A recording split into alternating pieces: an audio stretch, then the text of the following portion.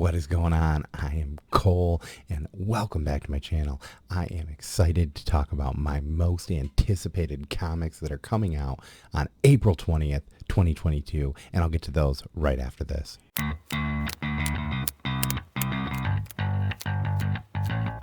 My most anticipated comics for April 20th, 2022.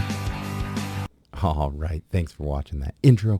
And for those of you who have been here before, I am sorry, but this is a part that I go through every single time, and I'm going to do it again. So for the new people, once again, every week I make one of these videos. If you leave a comment down below, you are entered in a giveaway to collect some books. I collect a random amount of books, for every day that comes out, whether it's one of the books I like, a cool cover that I see, or something that I just grab from that week, and I put them aside. And if I get 15 comments on these videos, I throw in another book. Usually it's something random. I usually talk to the person that wins, ask them what kind of stuff they're looking to get, and I throw that in from stuff that I have in my collection that I think would fit what you're asking for. So that is the first part. Second part is I get all of my information from League of Comic Geeks. As you can tell down below, I am recording this on a Monday, so this is very far in advance, but this is where I get it. The thing I like about it is that you can make your pull list, you can put which books you're pulling, you can go through and check what's coming out, and you can just kind of see all the books that are coming out. You can sort it by publisher if you want. You can even click on this book if you'd so do so, and you're like, you know what, I really want to pull it. You can pull it, and then, hey, I like that series, pull it to, save and close, and you are good to go of having that on there. Another cool thing, you can add in taxes and discounts that you get, and it'll even calculate it. So I usually get an email at like midnight, like pretty much once it turns Wednesday, I get an email and it says this is how much money you're going to spend, which is nice to know. It never actually adds up to that much because I end up grabbing extra stuff at this shop, but it is still nice to know.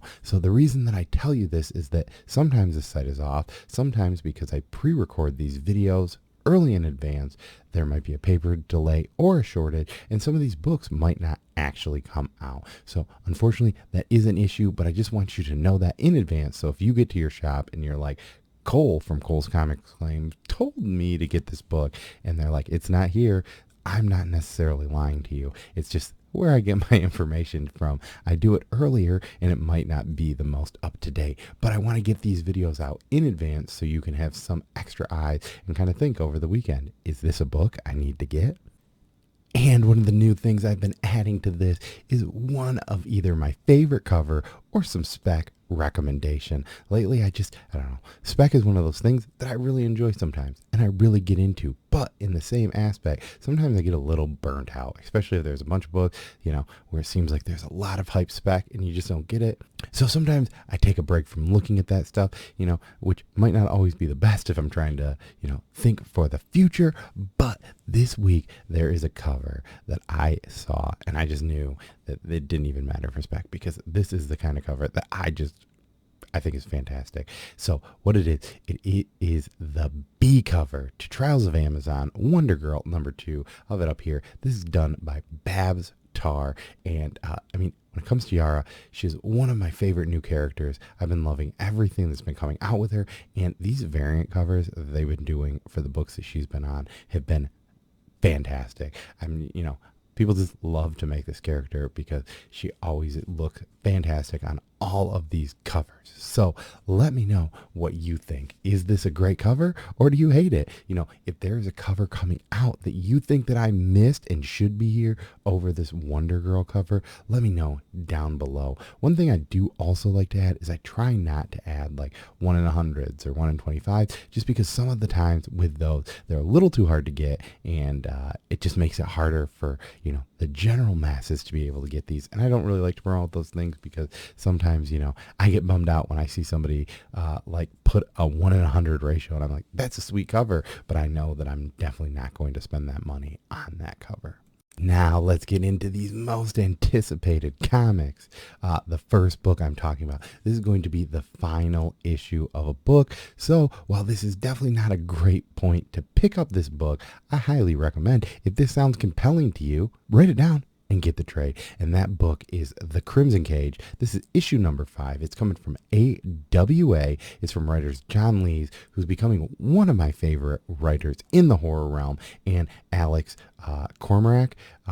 So Crimson Cage, it is Macbeth meets like indie wrestling, and it is just a fantastic book from what I've really enjoyed it so far. I've never been huge into Shakespeare, but the idea of Macbeth is a great story, and mixing that into these indie wrestling with a horror vibe is fantastic. I just looked it up. It looks like the trade will come out in around June, so make sure to mark your calendar for that. All AWA trades, when they come out, they are $9.99, which makes them very affordable, and they have been putting out a ton of fantastic books. So if this seems compelling to you, I recommend picking it up. This book has gotten dark and twisted, and I've just loved the way that it's gone. And, with my love for pro wrestling and horror, it's just kind of a no-brainer that I had to get this. But yeah, let me know. Have you been reading Crimson Cage? What are your thoughts so far? And the next book up is Spider-Gwen, Gwenverse, number 2. I loved the first issue. I think even when I talked about this first issue, Hazel made an appearance on the show. I might link that video up here, and you can go back and see it if you didn't. But Spider-Gwen has been Hazel's favorite character since the show Spidey and His Amazing Friends. She has really liked it. And that first issue was a lot of fun. A lot of people have been saying that maybe they didn't love this as a book, and I can kind of understand why. But I had a lot of fun with it. It's kind of going to be this time-traveling story where Gwen is going through time and all the different multiverses to find all of the other Gwens in the world, to figure out which Gwen has been corrupting the world. I really liked the first issue. I mean, it's definitely, maybe made towards a younger generation, but I don't think that's bad. If it can pull in younger readers into this world, I think it will be fun. I even read, I think, the first 4 or 5 pages with Hazel, and she seemed to like it, but I think she is a little too young right now to get into comics completely full. Usually after about 4 or 5 pages, she needs to get up and run around. But I liked it. I think also this is going to have a ton of great covers. I know for the first issue, I think I grabbed like 5 different covers, so who knows how many I'll get down below. But did you read Spider-Gwen? Gwenverse number 1, what were your thoughts? I know that there have been kind of mixed reviews, but I personally really loved this one. I know that I already gave something cover of the week, but this is another one that probably could have made that. And this is Ice Cream Man, issue number 29. Ice Cream Man has been known for its fantastic covers, and it has been great. I love these issues. They're usually very weird and kind of, they're kind of morbid in the way that they tell a story. But I think the thing I really love about like what W. Maxwell Prince and Martin Morazzo have been doing in this book is that they've been creating these stories that are told in different styles of storytelling, where I know some people don't necessarily love all of them. I think that the way that they write this, like if you're not a horror fan, some of these are more so like based in dread, I think, than horror itself.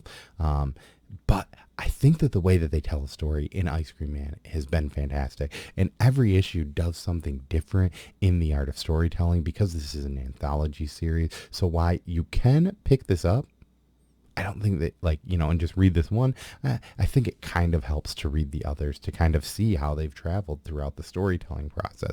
I think, some of the early ones and in the middle there, I think like arc 2 or 3 got kind of wonky and people kind of jumped off, but then they got really big again once that Dr. Seuss homage came out. But I think this is going to be fun. I read the blurb here just because it's like a few lines and I thought it would be funny to reading it. It's called Living Will, and it just says, presenting for no one, the last will and testament of W.M. Parsons. So I'm excited to see what this is. I don't know, like that kind of way, the way that sounds. Could this be the final issue? Who knows? I'm assuming not, because I think that, they already have solicits, it looks like, for up to 31. But Ice Cream Man is one of those horror, like modern horror stories that are kind of looking at like a classic. I know that it has maybe more ties into the root of like a cult classic, because there are certain people that just straight up hate this. But if you hate horror as a genre, I would highly recommend not getting this and maybe checking out something like Haha, which also uses the same style of telling stories, but it's only about clowns, which, you know, for most people isn't scary. This one's going to be a little bit odd in the way that I do it, because I have not actually read issue 1 for this, but I'm still pumped to do so, and that is World's Finest number 2. This is Dan Mora on art with Mark Waid telling the story, and there's a Doom Patrol in this book, so what can't I like about it? I still haven't read that just because, as I mentioned, I am so far behind on some of my reading, but when I saw that Doom Patrol was on the cover, I know they mentioned them in the first issue. I knew that I have to read this because it looks like maybe we're going to get at least a full arc with Doom Patrol in it. And if you're giving me Doom Patrol right off the bat and Dan Moore is drawing it, I am in. So I'm definitely, when I'm done recording this, I'm not sure if I'm going to either edit this or wait till tomorrow to edit it, but I am probably going to sit and read that book. And yeah, hopefully I do love it, and I'm not sending you down this weird rabbit hole of terrible. But I find that if Doom Patrol's here, it's going to be hard for me not to love it. And the final one, this is the only number 1 I have on the list. And unfortunately, this could be a book that maybe isn't going to come out on this day. And I say that, I only say that with a grain of salt, because I know that Scout Comics has had a lot of issues with the paper shortage. Not that that is their fault at all, but the next book up is Canceled number 1. This is a Black Caravan imprint of Scout Comics, and it is written by David A. Byrne. And you might think, oh, is that the singer of that band that I don't know the name of? And the answer is no. He's the writer of Steak, which I really enjoyed.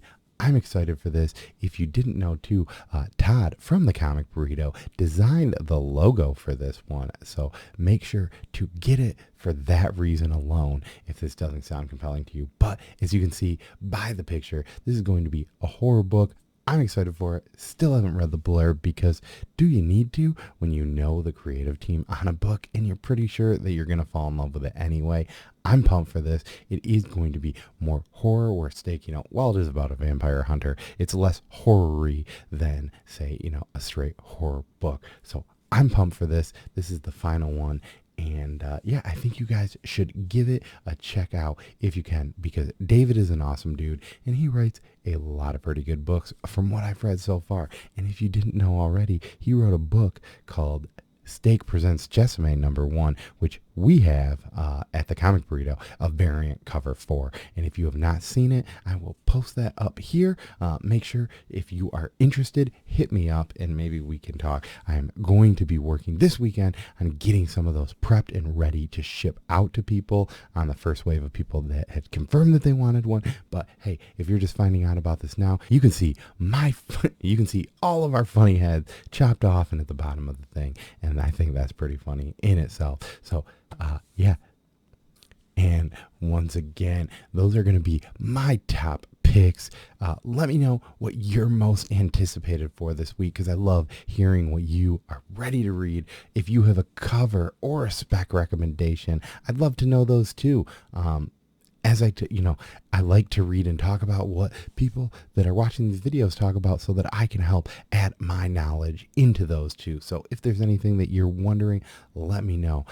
If you haven't already, Bearded Comic Bro and I have been doing a cover challenge. This month we did Image, which seems to be the highest moving one. I think we have maybe 25 entries at this point already, but we would love to see more people enter that. So if you want to, I'll have that playlist right up here. You can click on that. You can go and watch the videos. You can see the rules, see what we put up, and you can tell us what your favorite Image Comics was. But as always, I've been Cole. Thanks for stopping by, and peace.